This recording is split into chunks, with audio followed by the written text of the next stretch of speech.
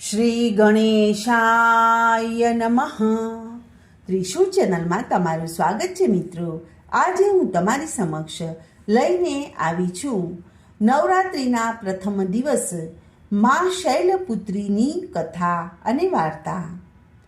માતાજી પોતાના પ્રથમ સ્વરૂપમાં શૈલપુત્રીના નામે ઓળખાય છે. પર્વતરાજ હિમાલયની પુત્રી રૂપે ઉત્પન્ન થવાને કારણે તેનું નામ શૈલપુત્રી પડ્યું હતું. વૃષભ ઉપર વિરાજમાન માતાજીના જમણા હાથમાં ત્રિશૂળ અને ડાબા હાથમાં કમળનું પુષ્પ શોભાયમાન છે. નવદુર્ગામાં પ્રથમ આ શૈલપુત્રી છે. પોતાના પૂર્વજન્મમાં તે પ્રજાપતિ દક્ષની કન્યારૂપી અવતર્યા હતા.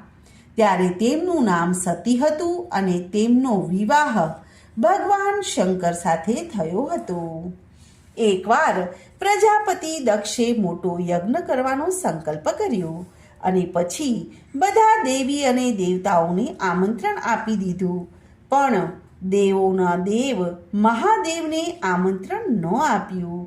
દેવી સતી જાણતી હતી કે તેમને યજ્ઞમાં આમંત્રણ જરૂરથી આવશે, પરંતુ એવું બન્યું નહીં.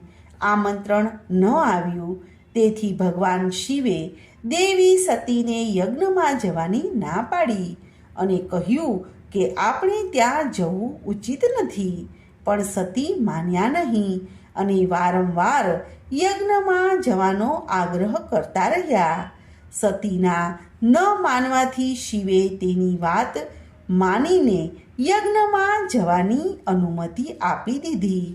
સતી જ્યારે તેમના પિતા પ્રજાપતિ દક્ષને ત્યાં પહોંચી તો જોયું કે કોઈએ પણ તેને આદર અને સત્કાર ન કર્યો. પ્રેમથી કોઈએ વાતચીત પણ ન કરી. બધા જ લોકો સતીથી મોઢું ફેરવી રહ્યા હતા. ફક્ત તેની માતાએ એને સ્નેહ અને પ્રેમથી ગળે લગાડી.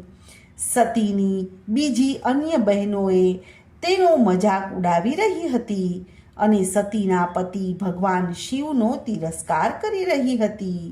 સ્વયં દક્ષે પણ અપમાન કરવાનો કોઈ પણ મોકો છોડ્યો ન હતો.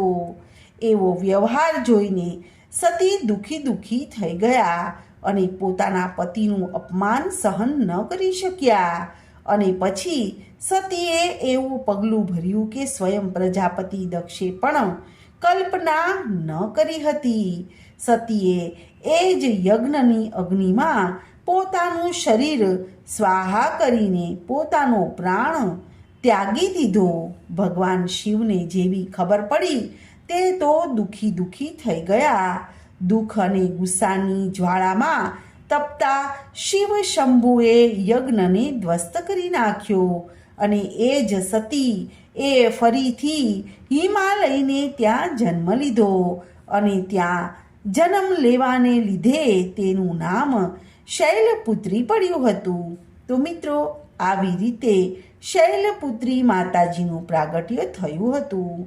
તો મિત્રો, આજની આ કથાને હું અહીં વિરામ આપું છું. કાલે ફરીથી આવીશ એક નવી કથા સાથે. ત્યાં સુધી બધાને મારા જય શ્રી કૃષ્ણ. ધન્યવાદ.